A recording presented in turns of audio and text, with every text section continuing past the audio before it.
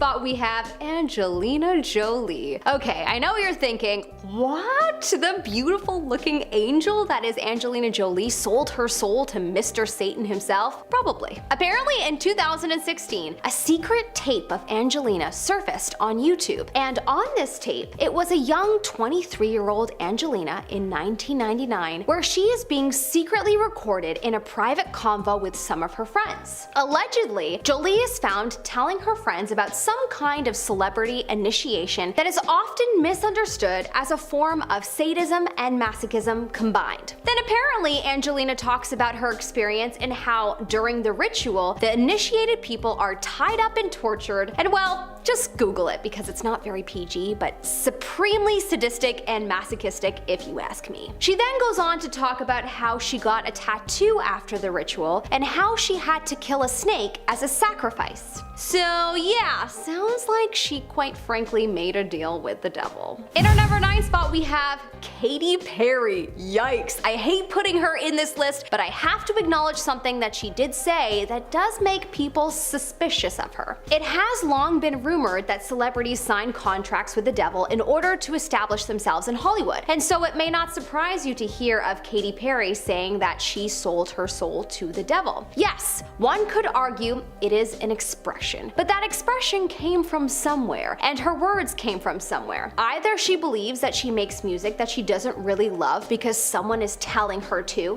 which sounds like low vibes to me, or she literally sold her soul to the devil himself. When asked about her first album, which was a gospel album, Katy is quoted as saying, "Yeah, I released a gospel record when I was 15 because I grew up in a household where all I ever did was sing the gospel music, and my parents are both traveling ministers. And so I kinda sang about what was going on in my life at 15. And that's how I got introduced to the music industry. I swear I wanted to be like the Amy Grant of music, but it didn't work out, and so I sold myself to the devil." Coming up in our number 8 spot we have Michael Scott. No, not Michael Scott from The Office. That great beautiful angel would never sell his soul to the devil. This is Michael Scott from the year 1175. Yes, a very, very long time ago. Michael studied at Oxford and traveled around England until he planted his roots in Sicily and became the court astrologer to Frederick II. People always speculated that he might be in cahoots with Lucifer, as he was quite vocal about how against the black arts he was. The people believed that to be a distraction from the fact that he actually participated in it. He also wrote a lot of text on necromancy and black magic under the guise of science. So that didn't help his cause. There was all kinds of rumors about him, including one where he supposedly conned the devil into helping him make a railroad. He apparently had demon familiars that would fetch him the finest international delicacies, and that he traveled by way of a demon sea creature. He was known to having many ritual sites, and so the people have concluded that he was BFFs with the devil. In our number 7 spot we have Christoph Heinzmann. Christoph Heinzmann is a painter from the 17th century. Apparently in 1677, Christoph was found in such a state that it was believed that he had been tortured by a witch's curse. When questioned by the authorities, Heinzmann admitted that his state was his own fault, as he had signed a pact with the devil 9 years earlier as a way out of the cycle of poverty and depression that he was in. Apparently he had a few exorcisms done to him, and during one of the times, a dragon with a contract had appeared in front of him, and Heinzmann was able to rip up the contract. Apparently after that, his symptoms seemed to disappear for a while, but then eventually came back. Apparently in his diary entries, he revealed that the devil appeared to him frequently, and he was always trying to tempt him. We now know that if he were alive today, a more contemporary diagnosis would be that he had schizophrenia. But honestly, it's also very possible that he was just inhabited by demons to do the devil's work. In our number 6 spot, we have Oliver Cromwell. Known for being an English general, this is a name that is very known, as he has been widely depicted as a person with devil's horns. Oliver was being marketed as someone who made a pact with the devil, and that is what explained his rise to power and success. Naturally. When he passed in 1658, there was a massive storm with such crazy winds that the people said that it was the devil coming to claim his soul. The winds were so strong that they were named Oliver's Wind. Eventually, his name became a part of a tale that people told children to get them to behave. Be good or the ghost of Cromwell will drag you to hell. In our number 5 spot today, we have Roger Bolingbroke. In the 1400s, Roger Bolingbroke was accused of casting a horoscope that predicted the death of King Henry. Roger admitted to the public that he had been dealing with the devil and was being encouraged by the Duke of Gloucester's wife Eleanor, aka the 1400s version of a clout chaser. Apparently, she urged Roger to perform black magic for her to help her social standing and help her rise to the top. Did I say clout chaser? I meant a historical queen. In any case, Roger confessed, so we're pretty positive he made a deal with the devil. But it didn't save him, as he was eventually hung for his crimes. In our number 4 spot, we have Paulo Gil. Some very old journals in Brazil were discovered talking about a man named Paulo Gil, who was a sorcerer who apparently sold his soul to the devil for his magical powers. The author of the diaries, that went by the name Batista, spoke about how Gil set his sights on a slave, and the slave owner needed to have an exorcism following the interactions with him. He wrote that Gil and him were at a crossroads when 7 shadowy figures accompanied them. Batista apparently fled, and that made Gil very angry. He wrote about how Gil then cursed the town because Batista wouldn't do what he had asked, and it caused a crazy storm to come to the town. The storm apparently only stopped when Batista prayed to Saint Anne and after he denied giving his blood to Gil. In our number 3 spot, we have Katharina Kepler. This is a woman that is widely known for being a possible sorceress and also known for most likely making a deal with the devil. She is another historical person who is depicted as having devil horns. She is the mother of a very famous astrologer by the name of Johann Kepler. Apparently, her friend accused her of poisoning her, most likely just gave her some wine, and Katharina was put in front of the courts for questioning. On this occasion, she was let off from lack of evidence. Later, she was then accused 49 times of dealing with the devil. She also was said to have killed livestock and people by reciting incantations over them, but after many trials, she actually was given her freedom, only for her to actually pass away 6 months later. In our number 2 spot, we have Saint Basil and the slave. Saint Basil was born in the year 329 AD. He was born into quite a Christian household. He apparently wrote a large body of work that is quite treasured today. However,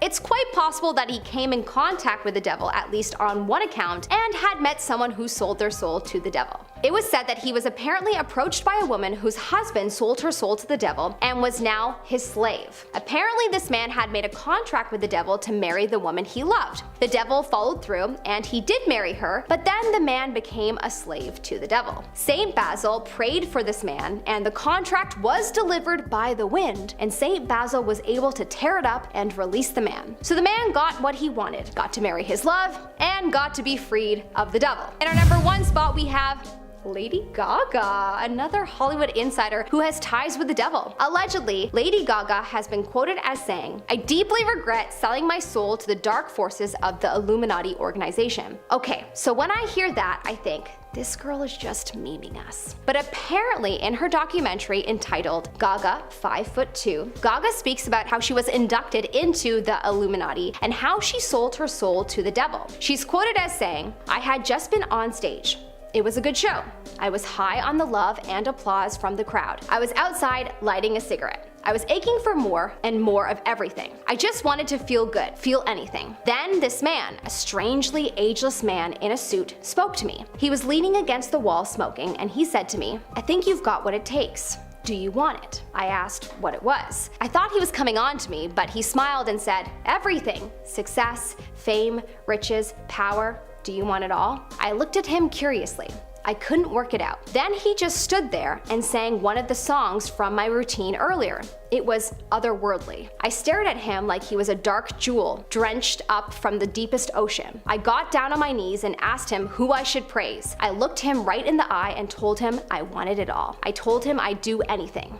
And I bet you anything is what she did." Coming in at number 10, we have Jay-Z. Can you become the king of the rap game without selling your soul to the devil? Well, probably, but people still think that that Jay-Z must have made some sort of deal with the devil in order to make it to the top. There's a lot of hints of satanic symbols in his music videos, and people think that he is in the Illuminati. And this could be real. Maybe him and Beyonce are in a league of evil rich people who want to make the world fall apart so they can control it. But in order to think that Jay-Z is in the Illuminati and sold his soul to the devil, you have to believe in the Illuminati and you have to believe in the devil. And if you don't believe in either of those, Jay-Z is just a very successful guy. That's it. Coming in number 9, we have Johann Georg Faust. Now this one's a little bit of a weird one because it's hard to tell if a dude from the 16th century sold his soul to the devil because he actually put a pentagram on the ground, threw some goat's blood on it and did a little dance and sung a little song and then shook hands with the devil, or was it because he was just an astronomer and back then people thought that meant you worked with the devil. But this dude apparently worked with the devil to get his fame. The devil offered him 16 years at the top of the world of science. When his time came, the devil arrived and he renegotiated. He was able to squeeze out another 8 years out of the devil, and at the end of the 8 years he would pass and everyone would say the devil took his soul. Now this is the part of the story that makes it seem like there could have been something to do with the devil going on.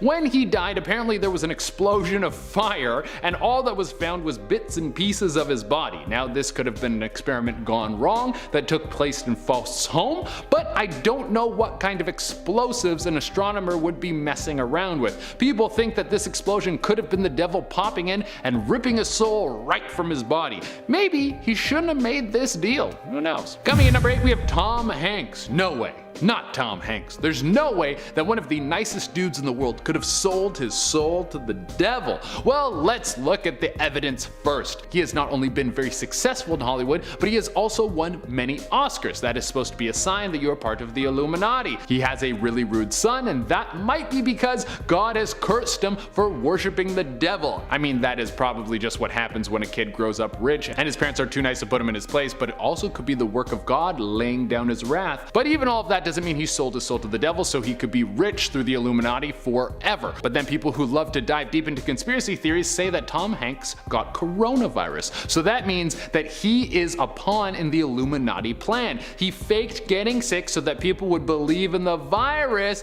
and they could continue to take over the world. Whoa! I love these sold your soul stories because they just get crazier and crazier. Coming in number 7, we have URBAIN Grandier. It would seem that the devil's reaches far because he has even made a pact with a dude who was the Pope. Now, there isn't a whole lot of evidence that proves whether or not URBAIN sold his soul before or after he was Pope, but there is a lot of evidence that this dude was up to some nefarious stuff. He would apparently host and had a number of sexual partners. There's stories of him torturing people who he didn't agree with, and he was also practicing witchcraft. There was a group of nuns that was said to have disrespected him, the Pope of all people, and he sent a demon after them to ruin their life. Well, unlike now, back when this dude was Pope in 1634, if people thought you were up to something with the devil, you would be done for sure. Enough people came forward and accused this guy of witchcraft that there was a trial. During the trial, there was a lot of evidence. There was a contract that had backwards writing on it, said to be the work of the devil, that had the devil's signature on it, or apparently it did. I'm not sure how they fact-checked that one,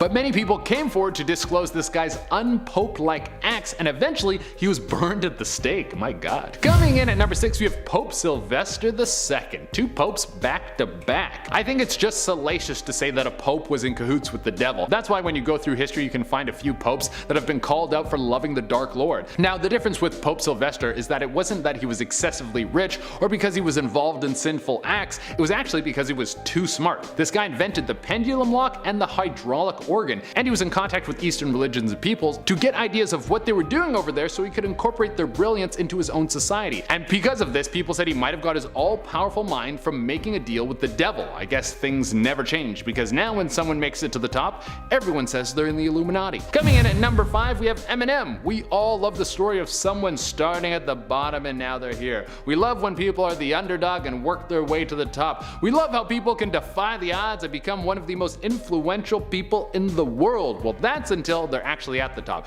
Then we want to bring them down because it must have been the devil that got them all the way up there. That's the story with Eminem. There have been countless accusations that the rapper made a deal with the devil to jump to stardom and forever be held as one of the best rappers of all time. This is from some of the imagery that you will find find in his music videos, whether it's a goat's head, a triangle, a single eye, or many of the other objects that are related to the devil. Well, the rumors about him don't stop there. They also say that the real Eminem is dead, that when he fell out of the public eye for a bit, he pushed back against the Illuminati and no longer wanted to do their bidding. So they killed him and replaced him with a clone that they can control, and that's where he got his perfect beard from. Coming in at number 4, we have Jaden Smith. Can you pass down a deal with the devil to your kids? Like kind of grandfathering them into the product like an old phone contract? Is that possible? Can you do that? I don't know how the devil works. I'm not famous enough to get in contact with him, but apparently Jaden Smith has been gifted the allegiance to the devil through his dad. People base this off of Will Smith's fame and the fact that Jaden has some strange beliefs about the world. He's very interested in a thing called orgos. It's a strange culty belief that the world is governed by positive and negative forces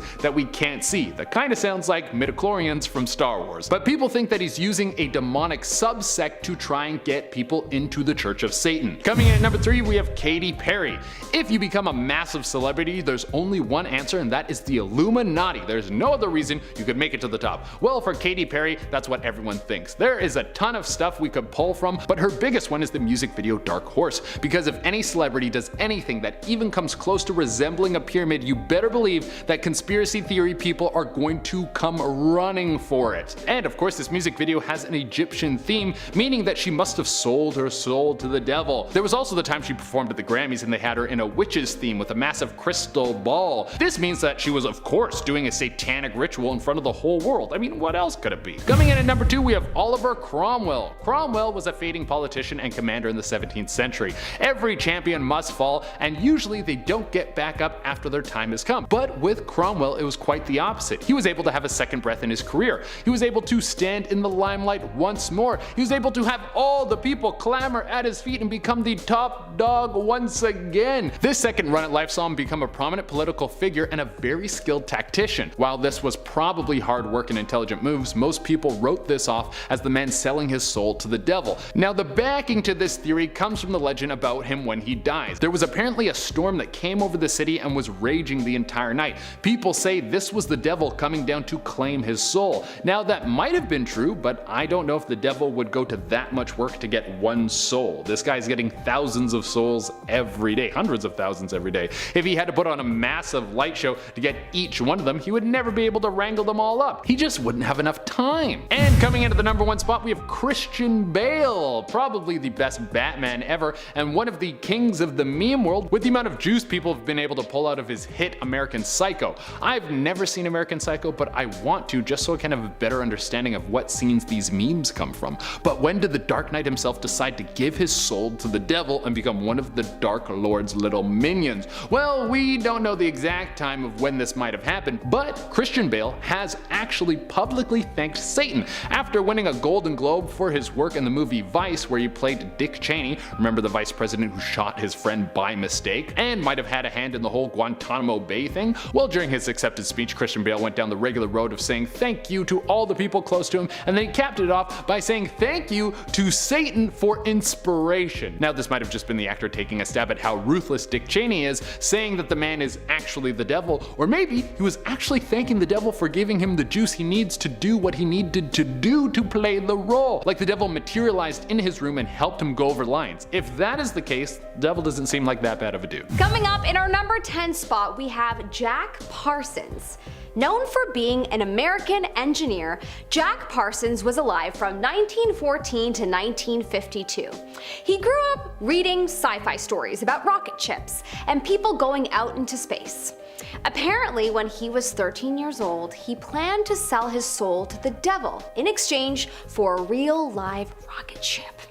Of course, it didn't work out, but he didn't let it discourage him, and as he grew older, he tried to create a rocket engine powerful enough to travel to outer space. Apparently, in his 20s, he began to follow occult leader Aleister Crowley, and he attempted at doing a spell himself called the Babylon Working. This spell was supposed to help him summon a goddess by the name of Babylon that would help men go to the moon someday.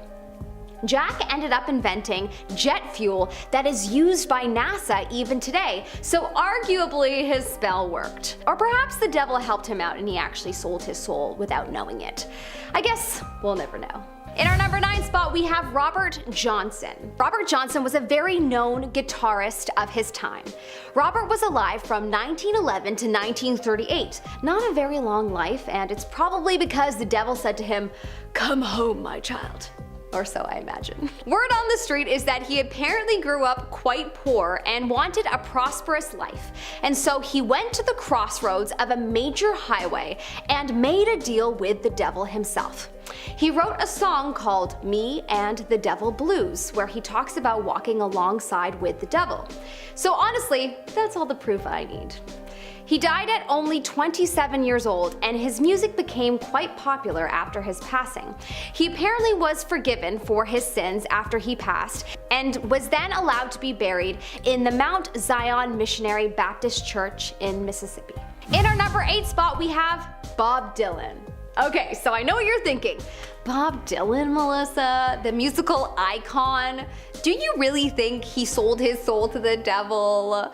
Look, I'm just here to present the evidence. You can decide, you can speculate. There is some evidence that points to this being a possibility, and even I'm quite shook. You may or may not know of the song he wrote called Crossroads, where he tells the story of him being at a crossroads with his soul. In the song, he talks about falling to his knees and pleading to the Lord to save his soul. But then he also says, "And I'm standing at the crossroads, believe I'm sinking down." Sinking down into the fiery pits of hell, perhaps? Some speculate that this crossroads that he is referring to is the same crossroads where Robert Johnson supposedly offered his soul to the devil. Apparently, in an interview once while talking about the song, Bob is quoted as saying, "I made a bargain with it a long time ago, and I'm holding up my end." Whatever it is, we never found out, but since he sunk down, I'm going to say that it was probably with Lucifer himself. In our number 7 spot, we have NICCOLO Paganini. I really tried with the accent. Born in Italy in 1782, NICCOLO was known for being a professional violinist. By the age of 12, he was already touring and doing shows, and by 15, he went on a world tour.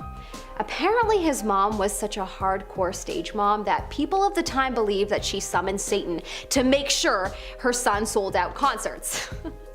Love this. Even in the 1700s, momagers existed. People also believed that he himself was walking with the devil. Probably a bad rumor because he was so talented, and jealousy probably took over his competitors of the time. But maybe there was some basis for this, as he was said to have abnormally long fingers that moved so quickly, and his skin was very rubbery-like. There are medical explanations for this today, but perhaps people of the time thought that they were witnessing a magical being of some sort, and that's why they attributed it to the devil. Apparently on his deathbed, he freaked out when a Catholic priest came to pray for him, and he said that he would be saved, and for the priest to leave. Spoiler alert, he was not saved, but this last act was all people needed to hear to confirm their speculations.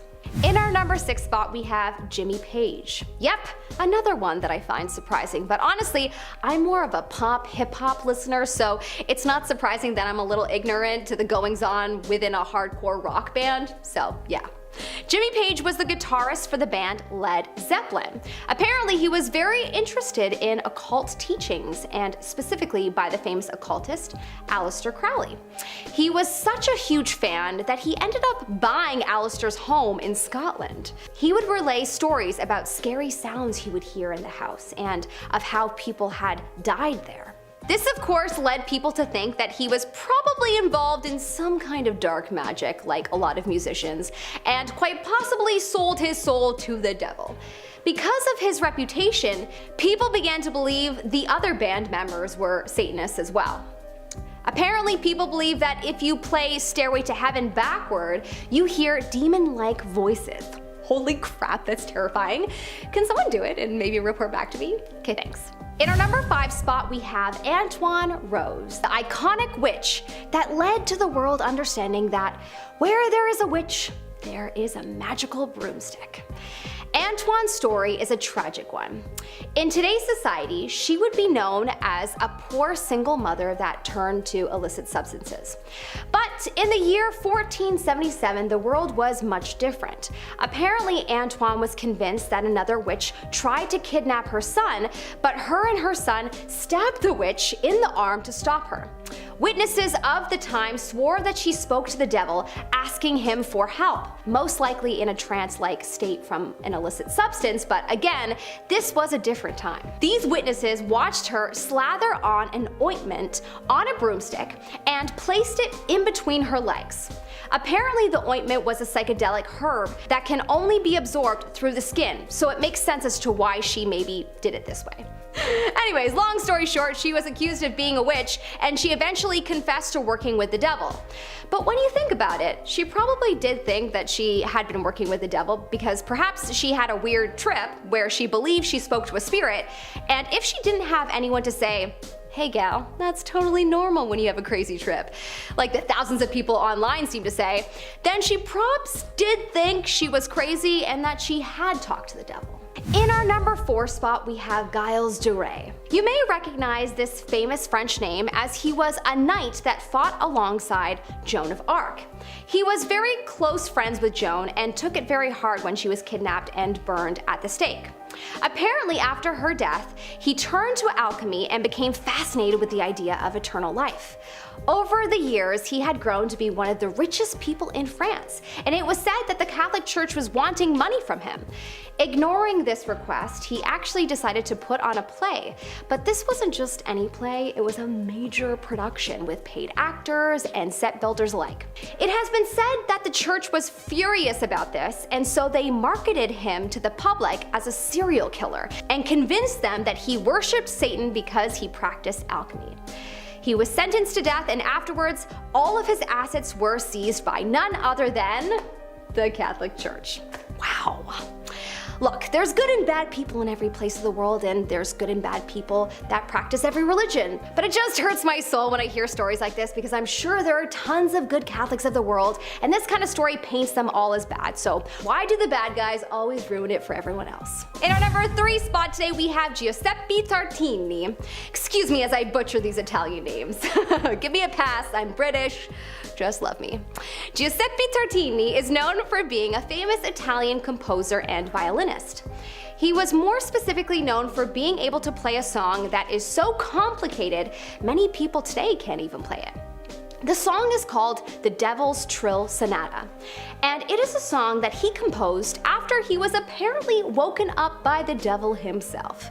The devil was sitting on the edge of his bed and playing his violin. Apparently after that night, he could magically play trills that are almost impossible for people to play. So naturally, everyone assumed that he made a deal with the devil. I believe it. In our number 2 spot, we have the Salem witches.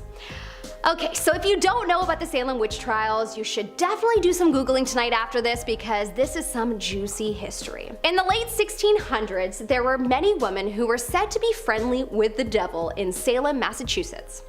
The people of the town drank some kind of marketing Kool-Aid and were convinced that certain citizens had powers and did rituals in the woods.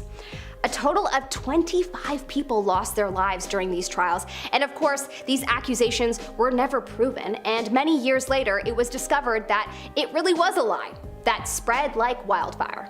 A super sad story and a pretty crazy part of American history. In our number 1 spot, we have Aleister Crowley himself.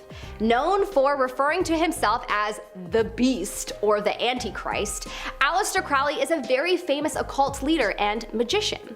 He is also known for having occult gatherings where people were encouraged to explore each other naked while they would do rituals. He was kicked out of Italy in 1923 for word of these gatherings had gotten around. He was once quoted as saying that God and Satan fought over his soul. And I guess we can assume that Satan won because he would highly encourage people to focus on selfish acts which were considered satanic at the time. Or perhaps still is, depending on who you ask and what religion you were brought up with. Crowley was known for saying, "Do what thou wilt."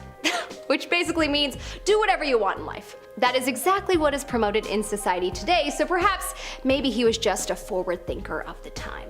But his own mother would call him Satan, so I'm gonna bet that he probs did sell his soul to the devil.